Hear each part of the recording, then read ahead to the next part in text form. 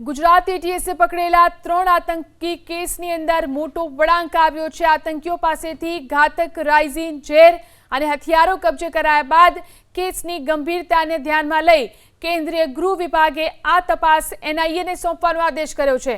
હવે NIA Ahmedabad unit આ આતંકી નેટવર્કની ઊંડાણપૂર્વક તપાસ કરશે।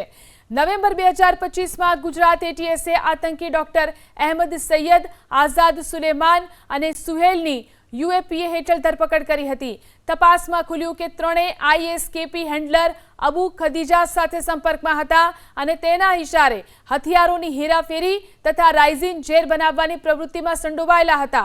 તપાસ મુજબ વોન્ટેડ આતંકી હેન્ડલર અબુના આદેશ બાદ ખોરાક કે પાણીમાં રાઇઝિન ઝેર ભેળવી મોટા પાયે જાનહાનિ કરવાનું ષડયંત્ર ઘડાયું હતું। સુરક્ષા એજન્સીઓએ સમયસર કાર્યવાહી કરી અને ભયાનક ઘટનાને અટકાવી છે, જ્યારે હવે એનઆઈએ આ કેસમાં આંતરરાષ્ટ્રીય કડીઓ અને નાણાકીય નેટવર્કની પણ તપાસ કરશે।